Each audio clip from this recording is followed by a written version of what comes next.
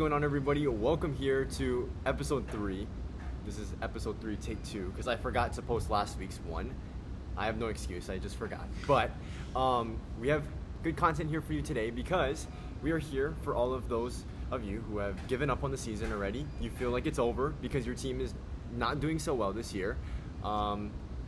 The hopeless. And you're looking forward to some mock drafts. And you're looking forward to some mock drafts because that is the closest thing to the Super Bowl you're going to feel this year. I'm not even trying to roast you guys. It's just, that's the harsh reality of it. When my team, the Vikings, was 1-4 last year, I was looking for mock drafts. I thought we were going to get Caleb Williams. So, in a way, we're trying to find some excitement in the NFL season when there isn't much happening for us on the field. So, the number 1 overall pick, as it stands, after the conclusion of Week 5, right now is the New England Patriots. So, Chris, who is the number 1 pick going to be in this way too early 2025 mock draft 1.0? I got Travis Hunter. Travis Hunter? Doesn't matter what side of the ball he plays. If he sticks to one, if he plays both, no team should be passing up on someone like him. Okay. Dylan, who is your number 1 pick? I agree with that. I think this is just a generational talent, like we said, on both sides of the ball. It will be interesting, when he goes to the NFL, like if he will stick to one side. But the Patriots need him on both sides. So I think if the Patriots, at the end, had the number 1 overall pick, this should be a no-brainer because you don't really need a quarterback because you just drafted Drake May last year. You go out and get a playmaker on both sides of the ball, and that's Travis Hunter. My bad if you guys heard that. My number 1 pick is actually going to be different from both of them. I'm actually going to go Will Campbell here from LSU. Now, the reason for that is I think a big reason why the Patriots don't want to see their quarterback Drake May out right now is because of how bad the offensive line is. And I feel like the first box that you have to check off when putting your franchise quarterback out there is he protected? Is he going to be standing upright in the pocket? And I feel like that's so important. And right now, they don't really have a franchise tackle on the left or the right side. So I think Will Campbell can definitely be that person. But we will see how it goes as time goes on because we had a guy in Peter Skoronski who also had shorter arms, and he ended up being a guard. Granted, a really good guard for the Titans, but I think Will Campbell does have a potential to be a very good offensive lineman, which is something that they're looking for. And I totally agree with you guys. Travis Hunter is the best player on the board. I just think skill position players, I do think the Patriots are going to wait on into the second round. But it's a big concern right now. Their offensive line as it stands, I think 3 guys on the current offensive line were not projected starters at the beginning of the year due to injury or just rotation. I think it's going to be important for them to get offensive line. So I'm going to go Will Campbell, number 1 overall. Okay, Chris, who is your number 2 overall pick? As it stands right now, it is the Cincinnati Bengals. That might be a surprise to a lot of people, but who are we going with? I think that was pretty interesting. I wasn't expecting you to not take Travis Hunter number 1. Yeah. But with the Cincinnati Bengals, which they will not be picking second, I have them having Mason Graham. Nice. Any reason why? He's good. Okay. You know what? I also went with Mason Graham as well. And it just comes down to this. Mason Graham, good football player, like Chris mentioned. But the other thing is, the Cincinnati Bengals, they don't have much of an interior presence at all. I think Sam Hubbard and Trey Hendrickson are a great edge rushing duo, but it's tough to name names on the interior of the line. So I think when it comes down to it, I'm someone who likes to build towards the trenches. We saw their emphasis in building the trenches last year when they took the edge rusher from Clemson late. You guys know who I'm referencing. But there is an emphasis here to get that D-line started up. Miles Murphy, thank you. Brain fart right there, picking me up. So Mason Graham, not my pick at number 2 as well. And I will also be taking Mason Graham with the 2nd overall pick. Like Brendan said, this is really a huge need for the Bengals. Their defense is completely selling this team right now. Joe Burrow is playing at, some would say, an MVP level, and their team is 1-4. They will not be picking at number 2, so we're kind of just having fun with it. But, I think they have, B.J. Hill and, Sheldon Rankins as their D tackles right now. So it's like... On the money. So it's like, you go out, you fill a need, and also probably the best defensive line player in the draft. So, I think it's a perfect pick for them. That's a great idea to mute the thing. My mom is texting me, guys, okay? Don't be so harsh on me. Shout out, Mama. Shout out, Mom. Shout out, Mom. All right, let's go to the number 3 overall pick. And unlike the Cincinnati Bengals, Jaguars could be a team that does end up picking in the top 10 when it's all said and done. They have just had so many problems coaching-wise. But anyway, Jacksonville Jaguars, yeah. It's hard to coach a terrible quarterback. And you guys know that I'm a big Trevor Lawrence hater. I don't think Trevor Lawrence can get it done. With that being said, I don't think that they try to find their replacement in this draft. No. They're going to help him out because they signed him to a ridiculously overpriced deal. Somehow he's making $15 million more than Daniel Jones. I have them taking $15 million more? 55? You're not wrong. Yeah. Yeah. Will Campbell. Yeah. I think they really need to bolster that offensive line, put everything they can into the team to help Trevor Lawrence out for the next few years, and then eventually dump him when he's mediocre and subpar. Okay. I totally agree with that. I think, well, Will Campbell obviously is not on my board anymore, but I think that this would be a great fit for them if they were to pick him here. I mean, they would be lucky to have Will Campbell at number 3, and like Chris said, they've been looking for offensive line help, whether it's through the tackles or the interior, so I think that this is a great pick. Yeah, again, I'm going to have to agree with you guys. I'm going to go with Will Campbell. Chris, my bad. Chris, yeah. I'm going to have to agree with Chris. Yeah, I have Will Campbell here. I mean, I was really thinking about giving them a playmaker because I just don't know if Christian Kirk is that good. But, I mean, Brian Thomas is looking to really be the one. I mean, he's kind of popped off the scene, into the scene, the past couple of weeks. And, yeah, like Chris said, you paid your quarterback a ton of money. You got to protect him. I'm not going to say, like, the offensive problems are all him right now. But, if you protect him, then you have no excuses for him. So, yeah. I like that. I was not super high on Brian Thomas. I liked when they picked Brian Thomas. Yeah. But he's proven me wrong. I mean, he's looking really good. He's a serious deep threat, for sure. He's turning Trevor Lawrence he's taking him from a top 25 quarterback to a top 22 quarterback. The hate for Trevor Lawrence is real from Chris. Yeah, and okay, so here at number 3 for me, I'm going to be taking Travis Hunter here, who was your guys, both of them, number 1 overall pick. Now, you could even debate he could have gone number 2 in my thing. But I think with this Jacksonville Jaguars team, just get the best player available on the board. And he does play, he has two-way ability, which is a very rare skill trait to have in any football player, period. But they could use some help at the wide receiver spot, and they could use some help in the secondary. I think this makes a ton of sense. It would make sense for the 2 teams prior to my selection as well. But I don't see it. With the amount of cornerbacks that Cincinnati has taken in the recent drafts, right? You have DJ Turner, Cam Taylor-Britt. They're working a young group that they already have together. And I just don't think that he necessarily fits the mold of a wide receiver that plays for the Cincinnati Bengals. They have more physically built, lengthier, taller guys. So I don't really think he fits what exactly they're looking for. But hey, for all we know, both the GM and Zach Taylor could be out of there after the season is done, because with that roster, you should not be losing as many games as you had at this point in the season. Okay. Moving on to pick number 4 here in the draft, it's the Cleveland Browns, a familiar face a decade ago, re-entering the top 10 of the draft again. Chris, who do you have here at number 4 for the Cleveland Browns? Hey, let me just touch on that real quick. Yeah. Imagine Travis Hunter on the Jaguars. Wouldn't that be fun? I think that would be fun. Imagine Travis Hunter on the Bengals. I think that would be fun too. I mean, obviously, the need is more for corner on that team, but you throw him out there with T. Higgins and Jamar, God. But you see, okay. And what's also more fascinating about that is that the Jaguars have the opportunity to have taken Jalen Ramsey and Travis Hunter. You could argue are 2 of the top cornerback prospects ever coming into their respective NFL drafts. Gardner's great, but even he didn't go first. Pat Surtain is great, even he didn't go first. We're talking about clear-cut number 1 corner in a draft. I have a question. I mean, obviously, the player overall, Travis Hunter is better than another corner that will be named later, soon, Will Johnson. Wow. Do you think Travis Hunter is the better corner? I know overall player, Travis Hunter brings more value, but I mean, if we're talking about pure corner, I think so too. You think he's better than Will Johnson? So here's the thing, and don't get me wrong, Will Johnson is great.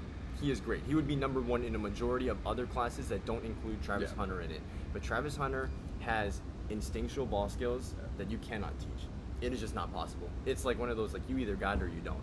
And Travis Hunter has a lot of those intangibles. So Travis Hunter is him. I love that. And he's a really good wide receiver, so it's He is too. I mean, he's just a plus. He's that one guy on the Patriots who went both ways as well. Just not as good. Both ways. Yeah. Pause. My one issue with that, Trevor Lawrence throws him a hospital ball, then you have 2 superstar playmakers gone on both sides of the ball. Okay. Trevor Lawrence sucks. Who's your pick at number 4? So number 4, we've seen a lot of teams get off of bad contracts. Obviously, Deshaun Watson, not very good. I thought he put up a really good performance against the Raiders. Somehow they still lost that game, probably with the help of Amari Cooper. I thought he looked good. But I do think that this is where we see our first quarterback get taken. Wow. And I'm going to have them taking Shedeur Sanders at number 4. Shedeur Sanders. Perfect timing. Wait. We just both did the same thing. Oh, actually, I'll take this one here. Okay. very interesting pick and a controversial one because a lot of people don't like Shedeur Sanders, right? For a multitude of reasons. But I do understand it, right?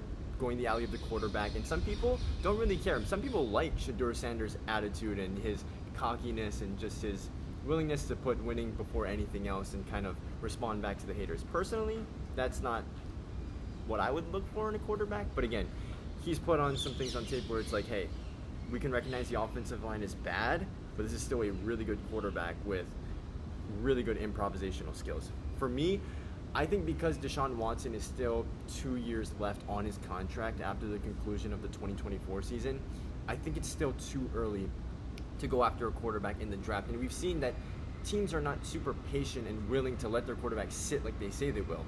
The Patriots are a great example of that right now. And I just think that it's also a rare occasion where you're going to see a team eat up a massive contract like that. We've only seen one instance of that with the Denver Broncos. I don't really see it happening here. So for that reason, I'm going to go with McMillan from Arizona, the wide receiver. I think it's pretty much set in stone, whether it's trade or just letting him go through free agency. I think Amari Cooper is gone. And after that, you don't have a receiver on that list, on that roster, that you feel really confident about, right? Jerry Jeudy, we're still waiting for something to happen. Elijah Moore, I think you know what you got already. Cedric Tillman hasn't developed into what you wanted to. You need a clear-cut, dominant receiver, and I think that's what you're going to get with McMillan. I'm not even going to try. Yeah, but that is my pick there. I'll help you because I also have Tedero McMillan going to the Browns. And as much as I want to be like Chris, because I do not like Deshaun Watson. I haven't really liked Deshaun Watson ever since he's been to the Browns. Yeah, to the Browns. But like Braden was stating, it's just really hard to move off of that massive contract, and they're just not going to do it as much as I think they should. And I also agree with Braden that I think they are going to move off of Amari Cooper. I just don't think he wants to be there anymore because the Browns are not good. You know, you go out, you get the best pure wide receiver in the draft, and Tedero McMillan. This guy's absolutely insane. You know, just a playmaker on all levels of the field. He has insane size for his position. He's strong. He's fast. I mean, the Browns would be happy to get Tedero McMillan. So, also, because you have Shedeur Sanders going to the Browns, will Coach Prime be okay with that? Because apparently he's having a big say of where Shedeur Sanders is going. So, that's hilarious. You got to shut up. Okay, cool. Tedero. I will say, I know it's a lot of money that Deshaun Watson's making that the team will have to move on from, but I think he brings too many distractions outside of football, and he's definitely not someone you want to leave your locker room. Yeah. I think they have to cut him loose, either by a horrible trade or just eat the money, roster him, or cut him. I guess you could say that Shedeur Sanders in this draft is perfect timing. Okay, number 5. We have the Los Angeles Rams. Now, people are a little bit conflicted on this one, I think, just because I think some people may have expected the Rams to be this bad, but also the amount of injuries that they had, you could have predicted it, because it happened a couple years ago. We saw glimpses of it last year, but here they are nonetheless at number 5 here in Week 5 of the NFL season. Who's your pick here for the Rams? Now, I really love the Rams coming into this season. I think no one predicted that Cooper Kupp and Puka Nacua were going to go out this year. They've got some weirdos at wide receiver that have to carry the Same game. Matthew Stafford is not washed. Okay, I believe he still has it, but the supporting cast around him is horrendous. Yeah. So right here at number 5, I have forgot his name, Kelvin Banks. Okay. I think that the Rams have positional needs pretty much at every position except for wide receiver. And I want them to make one more run with Matthew Stafford with a fully healthy offense and see what they can do before he retires. Okay. And before anyone jumps on Chris, okay, pause. Hey, you can do it all you want. Look, a consensus board doesn't matter now. Whether you think Kelvin Banks is going to be here or not is irrelevant to whatever he just did. And the thing is, too, I think a great example of this at the same position is J.C. Latham. I don't think a lot of people thought he was going to go top 10 in last year's draft, and there he was, going number 7 to the Tennessee Titans. So, again, this order is going to change. The rankings of prospects is greatly going to change. But I think for what it is right now, I think he could. I mean, Kelvin Banks is absolutely massive, and they just need a pillar out there in Los Angeles because, I mean, no one's healthy. And that O-line got exposed week 1 against Aiden Hutchinson, and it's been bad since. Like, he's right. Matthew Stafford does need a better supporting cast if he has to be the quarterback that they want him to be. And massive old linemen have a really good track record in the NFL. Give me Stone Forsythe. Oh my God. Give me Mekhi Becton. DeJuan Jones is huge. And Mekhi Becton. He has been okay. He's been okay. That whole Browns O-line is not good. But hey, could be a quarterback thing too. I mean, we saw Bryce Young to Andy Dalton, and magically the offensive line got significantly better. So there are a lot of factors that play into these things. But who is your pick here for number 5? So when I was looking at the offensive side of the ball of the Rams, I couldn't really find anyone that I would like to pick right here. So I went to the defense side of the ball, and I'm picked probably, some might say, the best pure defender in the draft, and that is Will Johnson, the corner. I can't really name any of the corner. I mean, I guess I don't have insane ball knowledge, but I can't really name any of the corners in the Rams right now. So I think him getting a Will Johnson here would be absolutely insane. They would love this pick. I mean, not really much to say about Will Johnson. You know, the film will speak for itself. He's a playmaker on the field. And he's a lockdown corner. Miller Moss could tell you too. Miller Moss could tell you. But here's the thing, and you're right. So cornerbacks, Tre'Davious White is on that team. Oh yeah. But again, what the hell? Okay, Yeah, right, exactly. exactly. Forgot That's a about that. noteworthy name. But even he has gotten toasted in coverage countless times this year. And Darion Kendrick, maybe. But the point is, okay, whether I can name these players off the top of my head or not, whether they're on the roster or not, no one has done anything in that secondary that makes you go, ooh, we got a game plan for this guy. No, I feel like you could throw it to anybody on that. It's just whether you're a receiver, if you trust him or not. So I am also going to go with Will Johnson here at number 5 for the Rams. They need to continue to put those pieces, because I do think that the skill position players on the offensive side of the ball are good. It's just coming down to that line again, which is why I think your pick is valid. But the defensive side of the ball is still a young group that's recovering from a lot of the vets that they lost after their Super Bowl run, right? It starts with a Jared Verse. It starts with a Kobe Turner. Let's start working that secondary now. And I think Will Johnson, if he falls into your lap, it's a blessing at number 5. Yeah. So let's transition now to our number 6 pick here in the draft. That is going to be the Carolina Panthers here at number 6. A lot of controversy, I would assume, in many upcoming mock drafts. But who do you have? There's no way that the Panthers do not take a quarterback here. Okay. This is obviously, you don't know what's going to happen during the season. They could make a trade for someone, like a reclamation project, but it's almost clear that they've moved on from Bryce Young. Yeah. Maybe he comes back next year with another year of being benched, like the Jets' plans with Zach Wilson sitting behind Rodgers. I just don't see it. So here at number 6, I have the Panthers taking Quinn Ewers. Whoa. Wow. Okay. Now, see, the thing with Quinn Ewers is it's possible that his stock might drop because he's dealing with an injury right now. But again, it is still way too early to determine these things. The severity of it, how much it actually hinders his draft stock is unpredictable from now and until the time of the draft. But Quinn Ewers, I mean, this is a guy who's been talked about and regarded as a first-round pick for the last 2 years, and a lot of that has to deal with his status coming out of high school as a 5-star recruit. Like, the guy's got real hype, and he's got real talent. It's just a matter of whether he can put it together or not. It's a long season left to go, and if he has a good championship run, I think that'll do a lot for him as well. Now, I'm on the same boat as you. I think that they've given up on Bryce Young. I think a clear indicator of that was this past week when they were getting blown out. They put Bryce Young in because they were trying to protect Andy Dalton.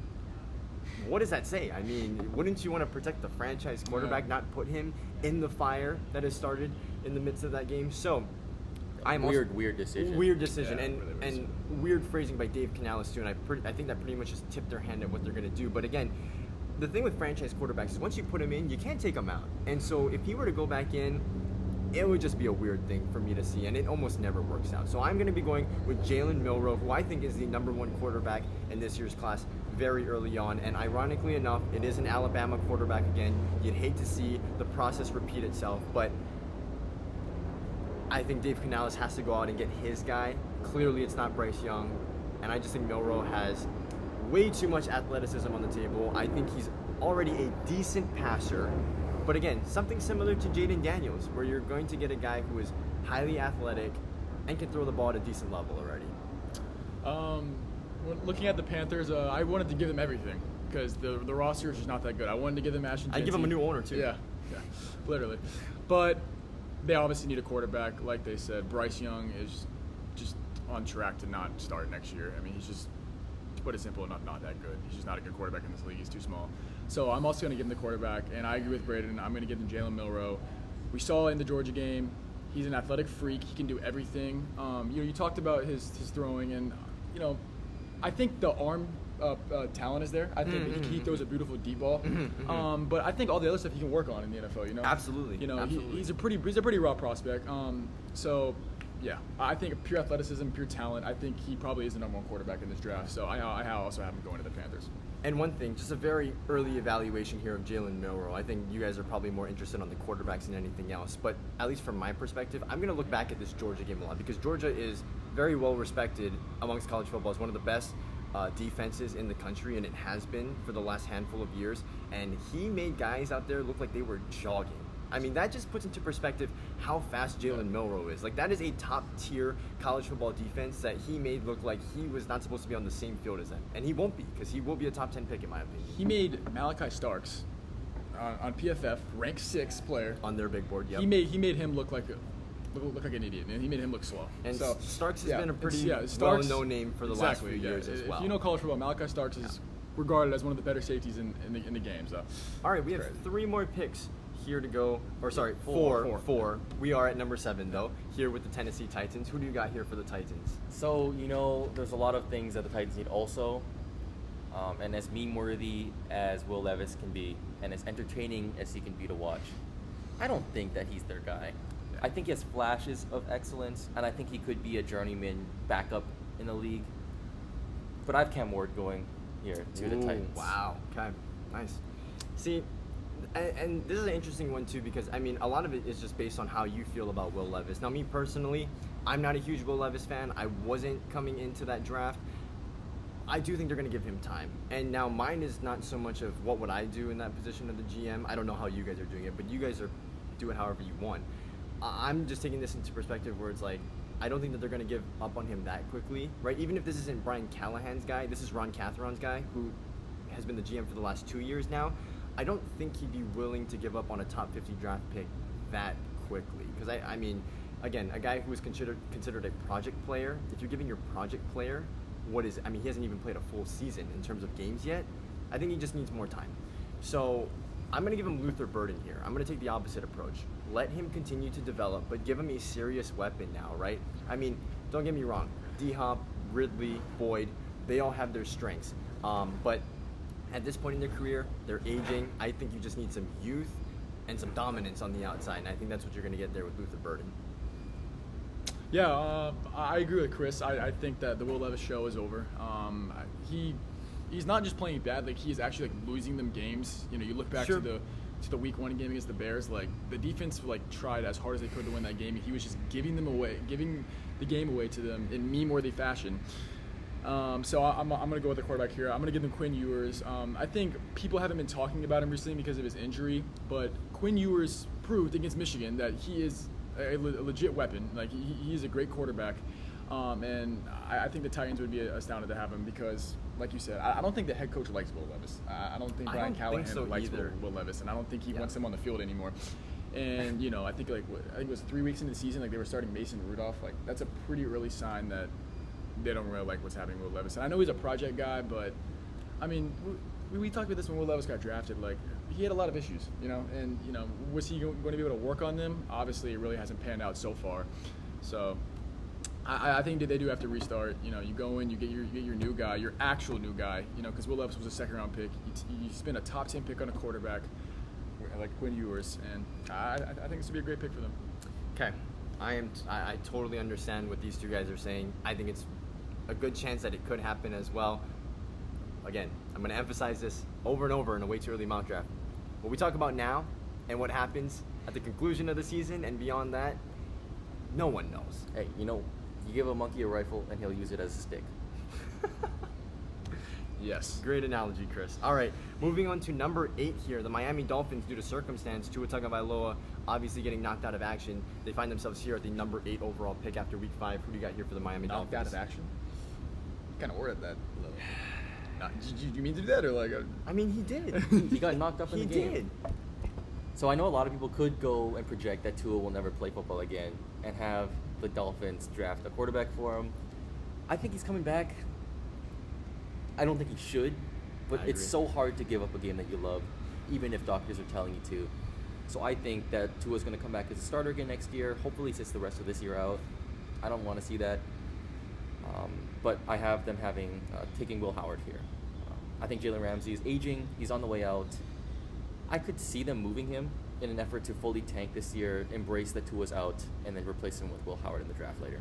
Wow. Okay. And this is a quarterback-heavy mock draft we have here, but I would say it's all valid. Now, maybe some of you guys might not necessarily agree with the players in the position. Sorry. but Oh my goodness. I meant Will Johnson. Will Johnson. Oh, Will yeah. Johnson. My bad. Okay. Too many okay, Wills. Too many okay. Wills. Yeah, Yeah. okay. I was about to say, Will Howard, he's decent, but I don't know if he's going to be going in Yeah. the top 10. My bad. But My bad.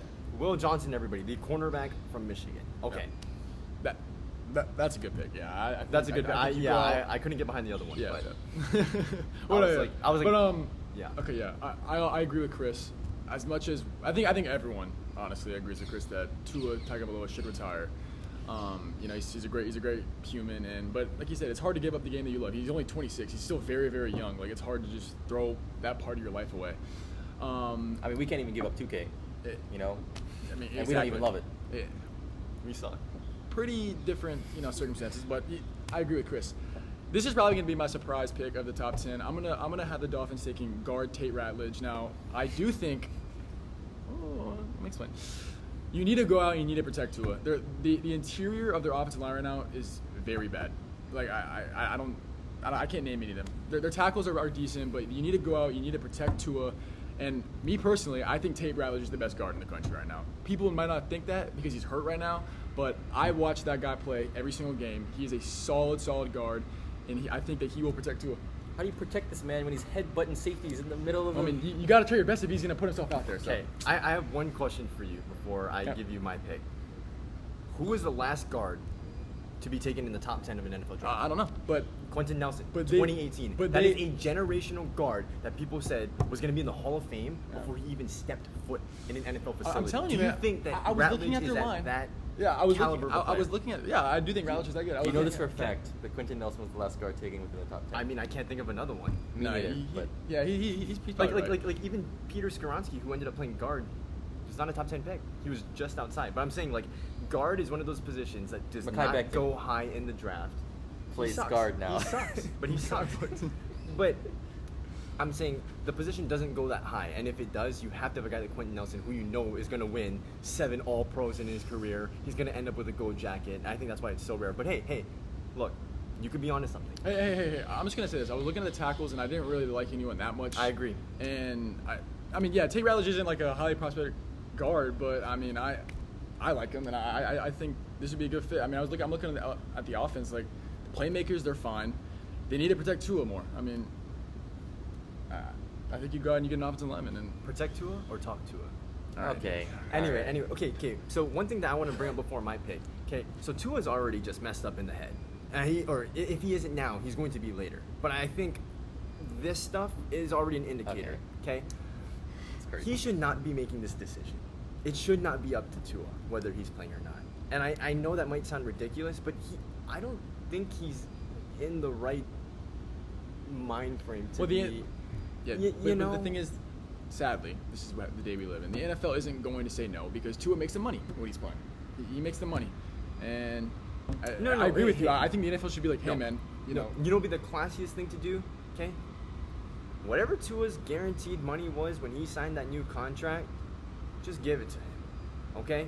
That's still more than enough money to sustain yourself for the rest of your life. He doesn't have to work for the rest of his life off of that guaranteed money, okay? It would be classy of the Dolphins to say, hey, take care of yourself. At the end of the day, this means more than the results of a football game. Give him the money. I mean, he's earned it. They obviously feel that way. And just, it would be beneficial for both sides, in my opinion. But again, that's a whole different aspect. I don't want to veer off too much. And again, he should be wearing a Guardian cap. I don't know why that's not in the discussion. I mean, it's literally proven that it's reduced concussions by 50%, but that's, again, his decision. Here I have Kenneth Grant going here for the Miami Dolphins. One reason for that is because I feel like offensively, I understand, but again, offensive line I think is something that I'd address later in the draft. And I think defensively, they're going to just, I mean, they've lost a lot of pieces, right, due to free agency. I mean, Javon Holland could be another one this year. And with the injury history of Bradley Chubb and Jalen Phillips, you just don't have a ton of guys out there. Now, I know that those are outside linebackers opposed to Kenneth Grant, who is a 3-tech defensive lineman, but you still have to fill that void of a Christian Wilkins that you lost last year. They did that this year with Calais Campbell, but he's 40 years old, or nearing it, on a 1-year deal. So I think you do need to get more interior presence in there. Zach Sealer, Kenneth Grant, I feel like that could be a really good duo for a defense that needs to replenish its talent that they're losing in free agency because of they're paying all their top tier offensive players. So I was following. I was leaning towards having them take Deion Walker out of Kansas. Okay. Jalen Phillips, I really loved him out of the draft. Or Kentucky, John Walker. Yep. Kentucky, K names. But Jalen Phillips has been so unlucky with injuries and everything. Oh, absolutely. And it's really hard to come back from multiple season-ending injuries like that. I really wish him the best, but it's unlikely. I will say this though: if they were gonna go edge, I do like Abdul Carter out of Penn State. It's an interesting, and they took a Penn State guy last year with Chop Robinson. Yep. So, okay, all right. Moving on to number 9 here with the New York Jets. Who you got? I think Rodgers is out of here. He's leaving the NFL. I think he's gonna go on some sort of vacation retreat, try to find himself a girlfriend. Which he can't because he's too good for them. He's gonna look for her in the dark or something? Yeah, he's gonna go in his darkness retreat, bro. Anyway, I just think Aaron Rodgers is gonna lose his passion for the game after this year, and I have the Jets selecting a new one. Hopefully, not to add to the Jets quarterback graveyard. I have Carson Beck. Oh wow. Wow. Going to the Jets. Okay. He's a good, talented young man. Plays the game the right way, and I just think has the perfect look and is the perfect type of quarterback to be a face of a franchise in New York. All right. Yeah, I don't think Aaron Rodgers is going to be gone. I think today's news proved that they decided to move on from the head coach, and this offense is playing very bad right now. You could put that on Nathaniel Hackett, but they decided not to fire him. But I think you go out, you get Aaron Rodgers another weapon. Alan Lazard is not a wide receiver too, so I have the Jets taking Luther Burden here, an exceptional prospect. I mean, Garrett Wilson and Luther Burden as a 1 and 2 would be an insane wide receiver duo. And then you give Aaron Rodgers no excuses to go out and score points, especially with that defense. They should be winning more games than they are right now. And yeah. All right.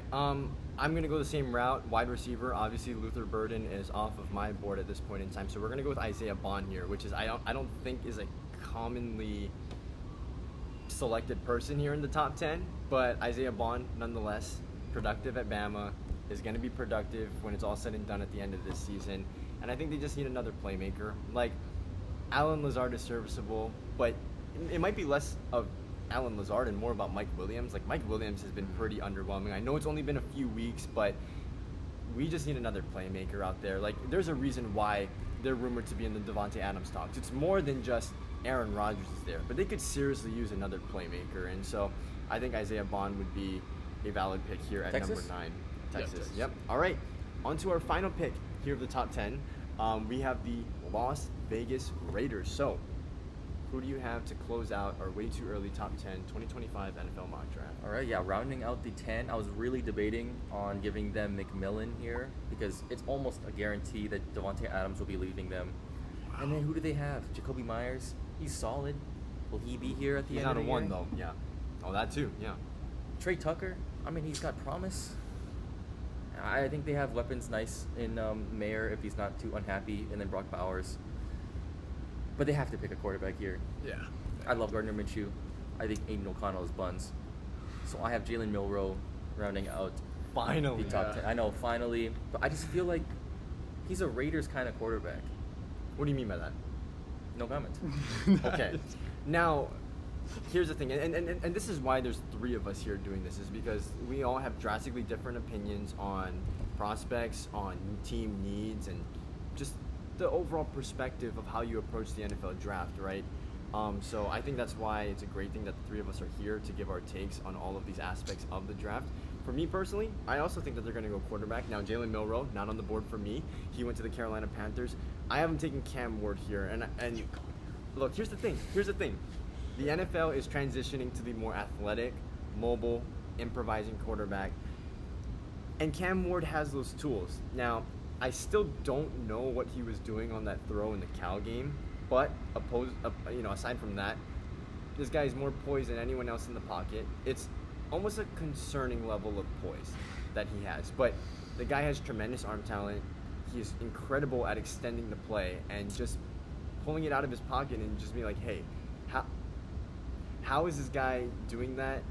Like, all 133 other quarterbacks in the college football, it's hard if they match up to his level of improvisational skills. Oh my goodness. So, Cam Ward, Heisman candidate as well. Yeah, I mean, I also have him taking Cam Ward if you couldn't hear me earlier, but yeah, I mean, this guy's insane. I mean, he's like Caleb Williams the last 2 years. Like, he just makes plays that like no other quarterback in college can right now. Maybe aside from Milroe, but Milroe already went. So right. But like Braden was saying, yeah, he's a little too poised, too nonchalant. You know, I don't really know if I like that much. And also, we say this with Caleb Williams in the video that Braden didn't post. Caleb Williams in college makes insane plays, and it makes us just go, wow, that's the number one overall pick right there. But some quarterbacks can only really do that in college. In the NFL, you can't really do that. And I wonder if you take that part away from Cam Ward's game, his improvisational skills in college, how good he'll really be in the NFL. Now, I think the talent is there. That's why I have him at a top 10 pick. But that's why I don't have him as the first quarterback going off the board. Because if you just look at college this year, yeah, he probably is the best quarterback in college this year. And you would say, oh, that's probably the number one quarterback to get drafted. But I just some stuff kind of worries me about him. I think he's too crazy at times. You saw that with the interception, and and he's also really like just nonchalant. Like it's weird. Yeah. So and I don't know if that correlates with his leadership. I've never really heard anything about his leadership, but yeah. I don't like that either. Yeah. But so you don't like Shedeur Sanders for every time? No, I don't. I mean, I talked about this earlier. Like, I think the character, and now again, we're just judging this off of what we see in the game, but I don't really like that. I just don't like it when the quarterback is putting another target on his back, because there already is one. And I just feel like, if you make that target a little bigger, hey, people will hit it, man. People will hit it. But look at the stats. Cam Ward's exceptional, and him being a top 10 pick proves that. I really wanted to give the Raiders Ashton Jeanty because they really need a running back, and Ashton Jeanty is insane. But like Chris said, I mean, you can't not give him a quarterback. I mean, Aiden O'Connell and Gardner Minshew are just not good. Right, and I'm sure we will see Ashton Jeanty go in the first round or in the top 10 pick. Absolutely. I think he's going to be in the top 10. Yeah, because different teams pass up on. But with these teams that are currently in the bottom 10, I mean, all of them need a quarterback. They're all dying for quarterback. Yeah, except for maybe the Dolphins. Ashton Jeanty might be the best running back prospect.